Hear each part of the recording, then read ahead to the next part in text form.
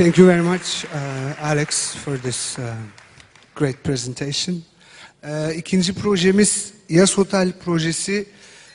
Arup grubun aydınlatma tasarımını yaptığı projede hem çok inovatif bir LED kullanımı var. İlk defa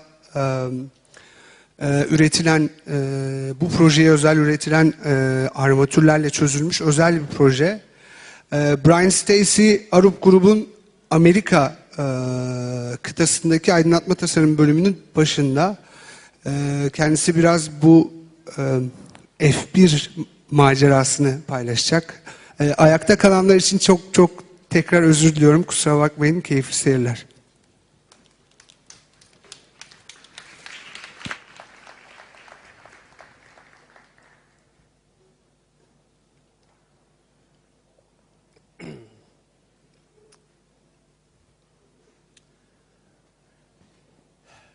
Good evening. I'm Brian Stacy with that lengthy introduction. Thank you guys for having me. Oop, is that a little bit better? There we go. All right. I was the project director for Arup, who oversaw the YAS Hotel project. One of the things to understand about the YAS project, which is kind of a part of this title, is it really was kind of a race to the finish. Now, for those that might not be familiar with Formula One, and I'm assuming most here have some inclination, it's all about speed. It's all about precision. It is all about image. And this particular image was one that at the competition stage in November of 2007, and yes, competition stage, and time becomes a constant theme here that we'll be discussing as we go through, because these helmets had to be on the racetrack for November of 2009. Now, what was important about this is the dichroic glass, or the dichroic sun shield, as part of that. That, as an image, was one that really captured inspiration for the overall project. Now, I'll come back to that in a second, but first, some orientation. The project has a Formula One racetrack that runs all around and underneath through the hotel. Originally, this hotel was only going to be a single tower, and the developers had the good wisdom to understand that a simple tower in the design that they had, albeit was going to be a nice design, they needed a stronger collaboration to create a much stronger visual appearance, if you will, almost an instant icon associated with it. And this centerpiece was going to become the YAS Hotel. Now, if you go back to that image that we just showed of the racing helmet, of Schumacher's helmet, the idea at competition was to take that dichroic coating and create this sleek veil of glass over top of what was not only one tower, but take it, repeat it again, put it and hover it over top of the water, stretching across to be able to connect the two. And, oh, and did we say that this was the idea in November 2007? And we have to have it designed and built for November 2009. So we had a little less than 2 years to get everything together. But this particular image was one that, from the word go, there was a collaboration between the architects, the structural engineers, us as lighting designers, as well as all of the other consultants. Some were just getting their feet wet as things really started to get going in January of '08. So I'm just going to give everyone a little bit of a diagram. Working for a good engineering firm, we love diagrams, but wanted to be able to just outline it here in simple bar chart for you. Now, we wish all of this kind of went across initially as we hoped, from the design stage into some of these test stages and some of the initial fab stages, but life happens along the way. Now, to understand how one takes and builds $500 million worth of construction, designs it, engineers it, and builds it in less than 2 years, this diagram works to just attempt to organize all of the different people involved. In reality, what we ended up with were, we ended up with lines that went from us to Traxon EQ and back again as a major contributor to the overall process. Cooper lighting up to Wagner Bureau. It's not every day you'd be able to connect a luminaire manufacturer and a grid and a facade contractor, but because of the complexity of the light fixtures, because of the complexity of the geometries, it was important, or as important, to be able to connect a manufacturer of steel and glass with a lighting manufacturer, who then all came back down to Gary Technologies. And as we went through, we started to see lots of connections happen in organic ways that meant that a traditional, simple diagram to be able to organize a team became, shall we say, irrelevant. And it became about getting the job done. Now, as we think about a project of this scale and this magnitude, one of the things about being able to think about the nighttime image for us was a critical component. These are images that we worked on with the architect, with the renderers, with the structural. A lot of mental capital was put into these. A lot of hard work was put into it. But one of the key ideas was to pick up,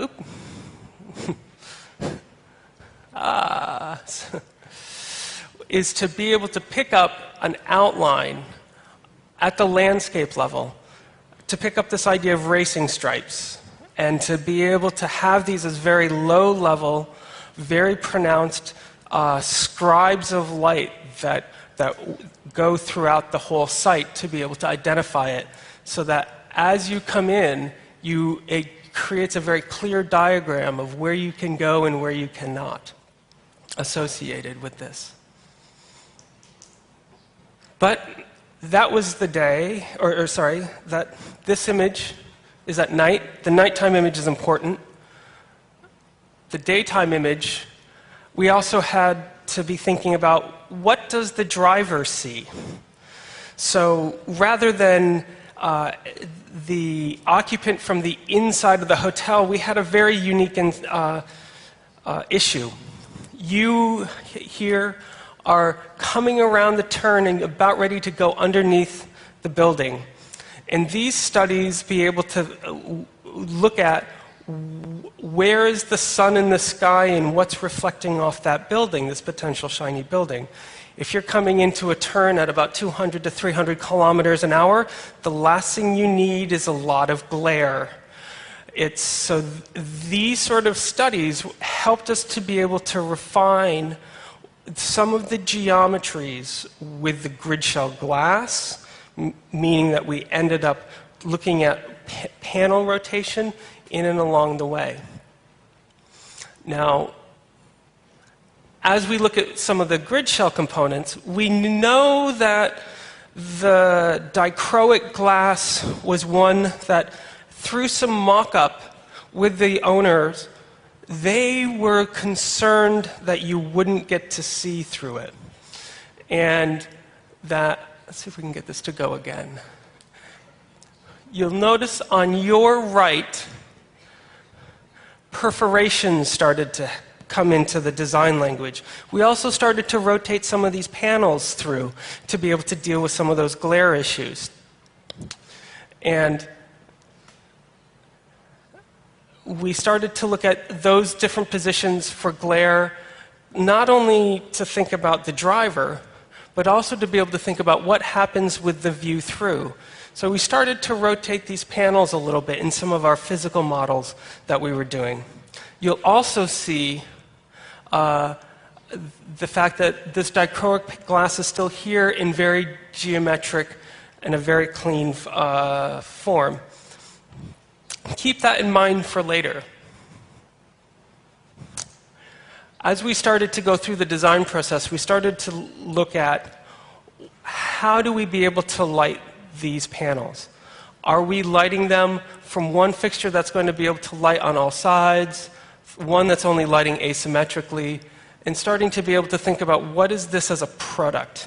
How does this light fixture need to be able to put light out, as well as how does it look on the facade?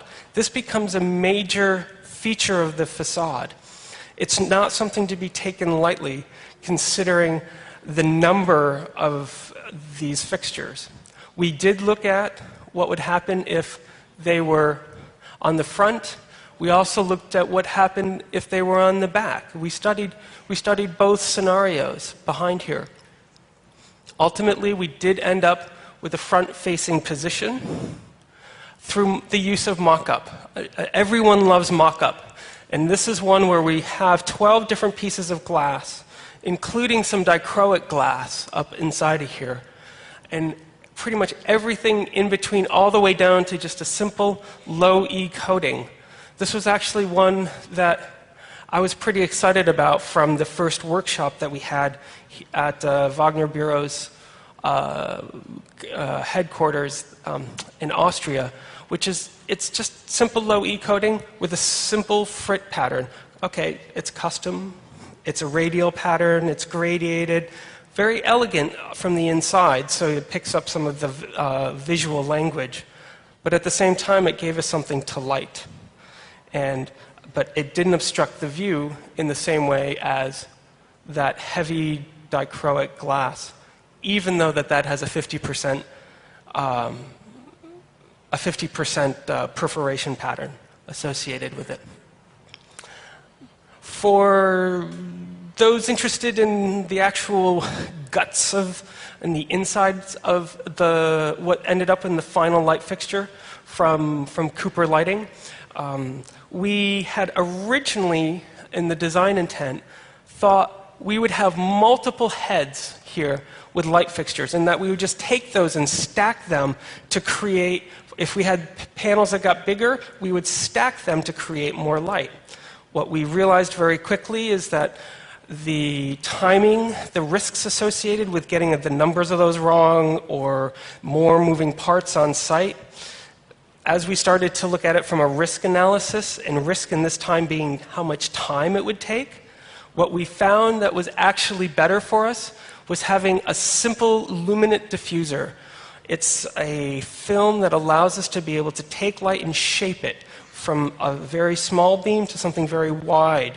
And by the simple ability to be able to have fixtures that had basically a different beam spread, we were able to deal with all the variant sizes of glass that ended up onto the grid shell. So you saw some of those earlier renders, and one day we were tooling around the YAS Hotel website because for a while all it had was, don't know if you can see it, but something not unlike this, except this is going up. For a while we had a countdown clock on the YAS Hotel circuit that basically was counting down in hundredths of a second down to race day. So to actually see this image go up meant that that's what we were delivering. We were basically creating an icon that had to be worked during the day with the drivers as they were going through into the night, so that it wouldn't be able to be washed out by all of the sports lighting associated with it. A strategy of control. Now, another diagram, and I'm sorry, I'm falling back on some of my design and engineering roots here, in loving the diagram to help simplify kind of important components. But the control system for this project, it really makes it in so many ways. It allows for us to have the ability to interface with it, program it.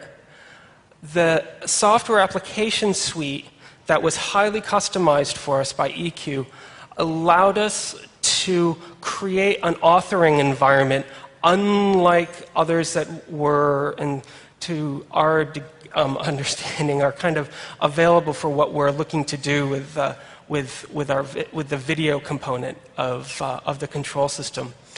And then lastly, to developing some interfaces that I would, if you are thinking about having LED on your projects, I would seriously think about how you're controlling and what kind of information you're getting back from your light fixtures so that you can save them, particularly in an environment here like Istanbul. So, a piece of documentation like this, we all have Excel sheets inside of our daily lives. They tell us a lot of information. They're really, really good at being able to organize lots of data. Now, one of the elements that, as we were going through some of the modeling work, we realized that each fixture was going to be on a different size panel. Well, what happens when you put the same size light on a different size panel? It's going to look brighter, right? So we developed this idea of being able to set individual trim sizes, basically setting a maximum amount of light that goes out for that light fixture, so you can control it so that when you say put all of your lights up on full, it has an algorithm to be able to do that adjustment for you so that they look uniform across, and in this case, the grid shell. So by implementing that in the control system, it allowed us to be able to help smooth out some of the visual hotspots that we were getting across the grid shell. So as far as a control strategy, we had this idea of this pixel. We've done pixels before on many other projects. We've done projects with 280, 300,000 pixels before. This is relatively simple. Each one of these pixels on the grid shell represented by one of these diamonds. In some instances, they happen to be 500 millimeter, relatively small. In other instances on the grid shell, particularly down and around, there's some that are up to 2.8 meters. Pretty tall pixels. 1.8 meters. Still, pretty tall pixels. So to be able to have one light fixture that could light either a very small pixel or a very wide pixel meant that a lot had to go into how we controlled every single one of those lights. Now, that meant that every light fixture had a DMX address. This is a lighting protocol. Some of you will know it as a theatrical lighting protocol to be able to control LEDs. It's something that we took it and knew that it was starting to be able to give us some feedback in terms of using this control signal to allow so that if one of these fixtures is starting to get too hot, it feeds back to the control system. We'll get into that a little bit more in a few minutes. But the idea that the wiring for every one of these fixtures, this blue line indicates how we wired to every fixture, and to be able to deal with what ended up being over 40 universes of DMX.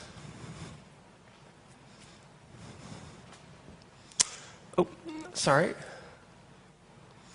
One final thought while I'm here on this particular slide. This is a screenshot out of the lighting control software. This is one that was the actual physical model of the grid shell in three-dimensional coordinates with every light on it. So instead of going over, and if for some of you who may have dealt with theatrical lighting consoles, you know you have maybe the lights that are on me at channels 1 through 5, and maybe some of the other lights over to the side walls are on channels 10 through 20 over there, and 30 through 40 over there.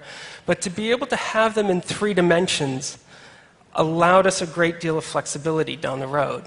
So hold that in your thought for a moment. As you're sitting and looking at this 3-dimensional model, what this is you're inside of the visualizer of the model. Now, this isn't something from Autodesk. That's inside of a program designed to put out photorealistic renderings. What this is designed to do is control lights. So my joke that I like is it's a pretty complex light switch for most people. But the reason it was needed to be this complex is inside of this 3-dimensional model here, we've started to map video content that we generated, which I'll get to here in a little bit. But we were able to find some issues with this model, where we had some misaddressing here. We have 1 or 2 of the panels that are missing there. So being able to have the ability to go into this. Now, this is all happening pre-site, mind you. There's construction of a big project going on. Meanwhile, we're in New York with the architects. The second time we fired this model up, we brought it up on the screen, we had Hani and we had Lizanne, the architects from Asymptote, there with us to be able to look at visual content on this grid shell, to be able to think about how does the light feel on the sculpture. I keep thinking of this grid shell in a lot of frames as basically a large sculpture. Because it's very easy for a project like this to become a media facade that ends up with logos on it and someone buys ad space on it. So in order for us to keep that at arm's reach away from the project is to develop a visual language and to look at off-site modeling of the content to be able to make sure that we were presenting this as effectively a work of art.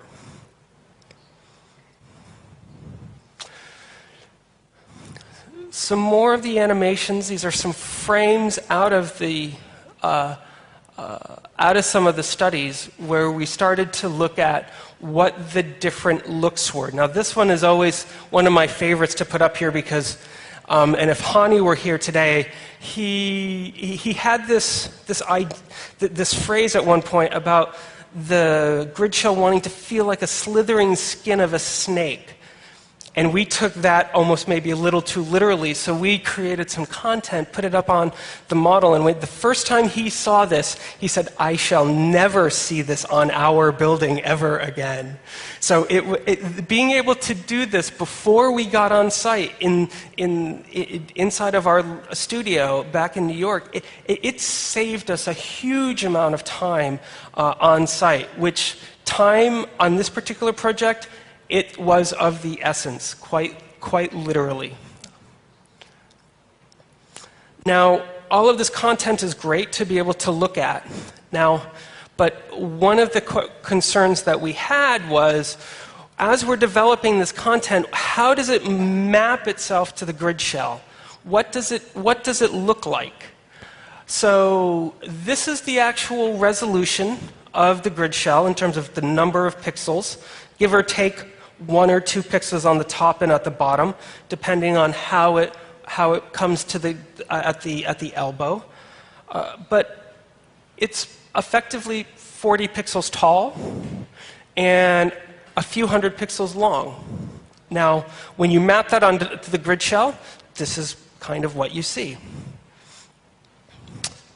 Now, I'll play through here one of the animations. This animation's a little bit jerky in here. It's because of one of the codecs we used on the compression schemes. So imagine if it was just a little bit smoother and this went on for, you're seeing what is, in this case, probably took about 20 minutes to work on. Now, we actually kind of sat with the owners for a very long afternoon reviewing animations such as this to be able to look at. And an animation like this, instead of it lasting 20 seconds, would last somewhere between 5 and 10 minutes associated with that. Now, you might say, okay, that's great. You've just developed 7 scenes, 7 important number, right? Well, how do you have these 7 scenes look fresh? Well, we developed a system automation, a series of routines to help so that the content was pulling from different folders, was also overlaying with different color parameters and different speeds. Might seem like a pretty simple task, but we then added a very long process in terms of, remember that data I was talking about from the controls that was feeding back from the lights. If a light gets too hot, that one light fixture can say, hey, I'm too hot, control system. I need to be able to be reduced.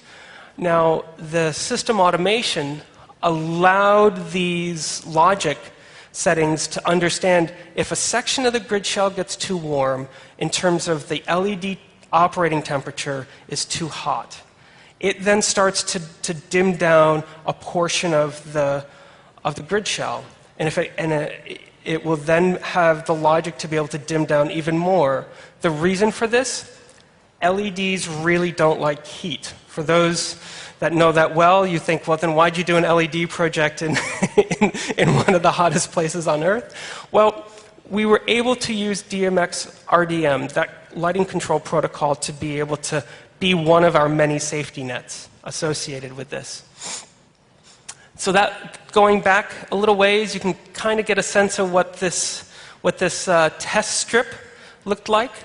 And when we put this against the computer model, it all looked great. Why am I just kind of a little relieved? We didn't have much time on site to be able to deal with this. To put it in perspective, while all of that other work was happening, this is a sense of what the project site was starting to look and feel like here. So you still had ladders going in. You can see you've got wires hanging off the back. It's a construction site with literally thousands and thousands of people working on this one project in basically 6 days, maybe 7 days at some point, 2 shifts, day and night. So they had a deadline. They had to meet it. This gives a sense of what it looked like in the 28th of June, 2009. At this point, there's July, August, September, October, really before the race, 4 months. And you can see how much construction is still happening here. Lots of glass panels still not in. Yes, the marina was flooded, but still plenty of construction happening on site. Sorry, I'm jumping around a little bit here. This is a picture from 2008. This was a time when our friends at EQ were able to kind of get involved into the project a little early on. This puts it a little bit in perspective, how far they've come from here at 2008 to that shots that we just saw in 2009.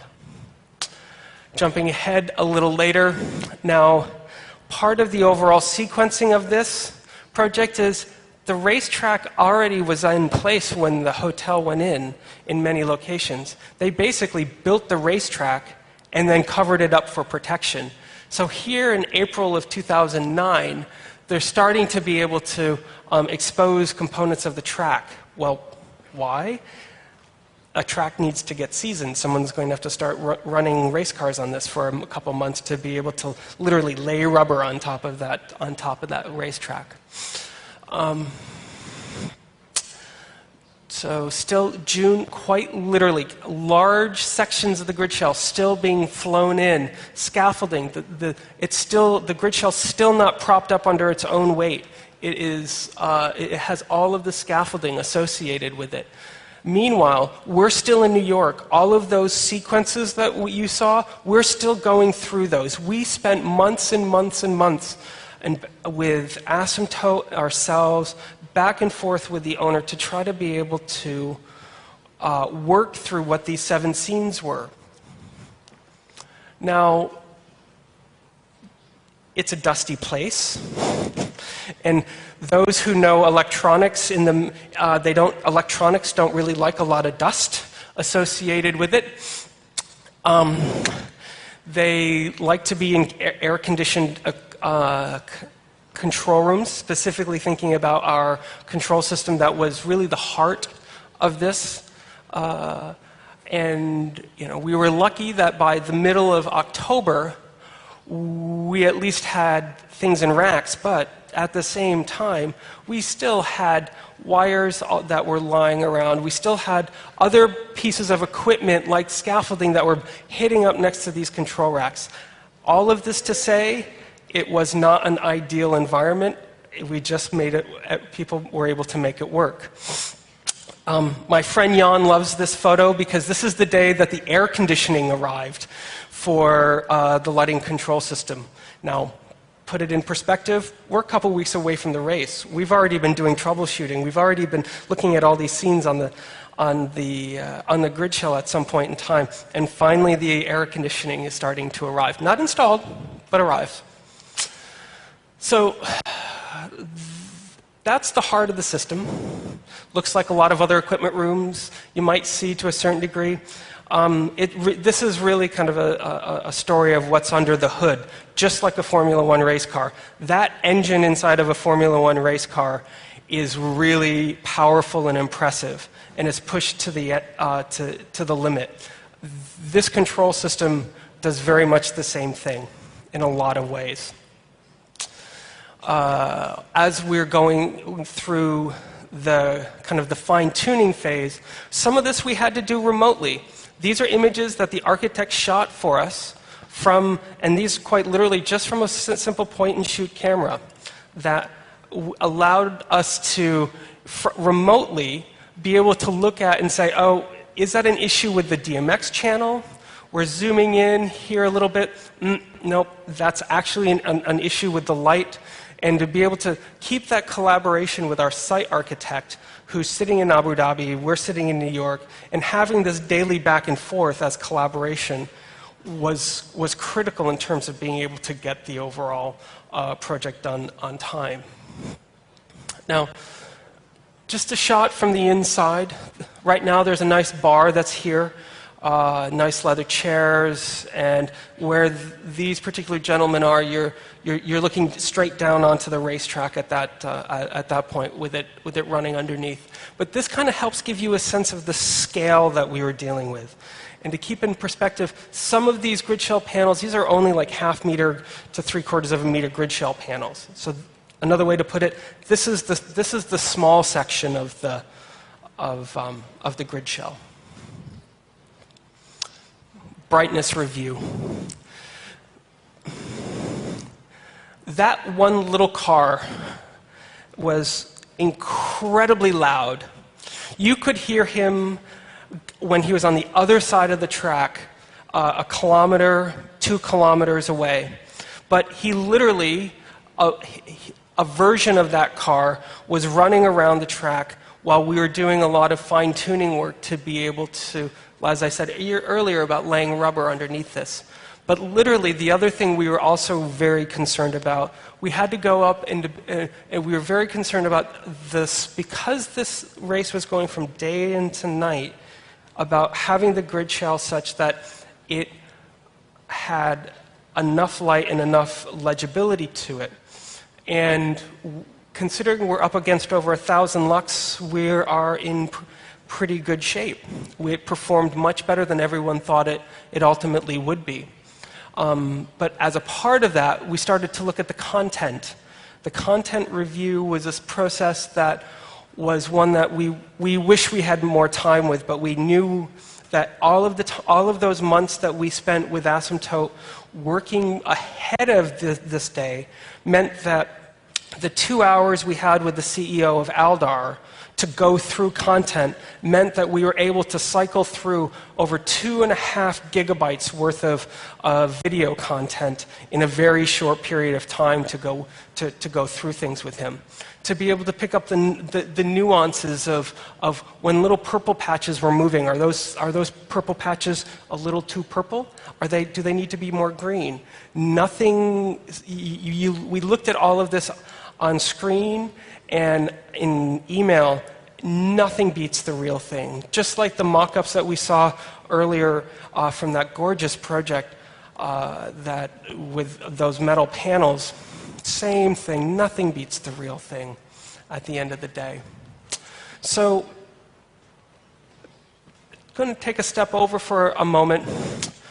Why is the control system such a critical component, in my opinion? It did a lot of things for us in terms of it was able to look at fixtures and report back to them. It was able to look on a macro level, on a big scale, to look at the overall system condition, if things were being able to be operating correctly. It was sharing information about the condition of the lighting system, right down to an email that you were able to get. Now, in that email would give you how much energy was used, what lamps were out, are there problems with any of the control gear. But even all this advanced system monitoring, the one thing that we started from the word go, and I would say if there's a takeaway here tonight, is advanced monitoring, it doesn't replace maintenance procedures, particularly as we're dealing with LED installations. They have great hopes in terms of longevity, how long a lifespan they have. 50,000 hours, it's really enticing. Things still need to be maintained, and I would ask you to make sure you have that conversation with your clients and your building owners about needing to have an appropriate maintenance procedure associated with it.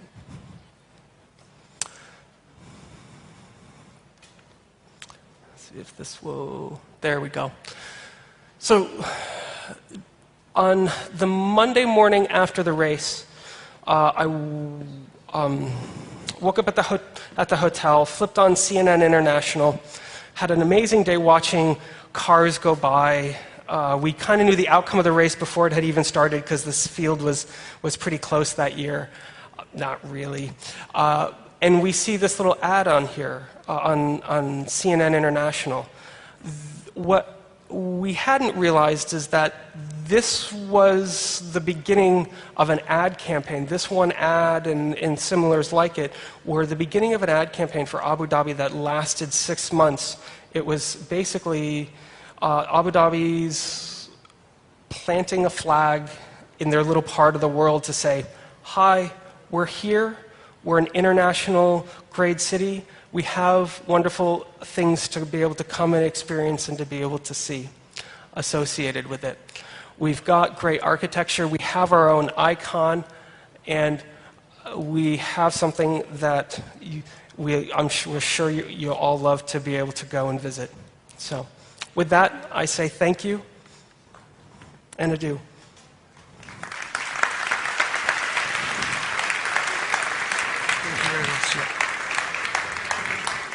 Thank you very much, Brian. Geldiğiniz için, dinlediğiniz için, bizi yalnız bırakmadığınız için çok teşekkür ediyorum. Umut ediyorum bu ve bunun gibi etkinliklerde yine bir arada oluruz. Çok sağ olun, ayağınıza sağlık.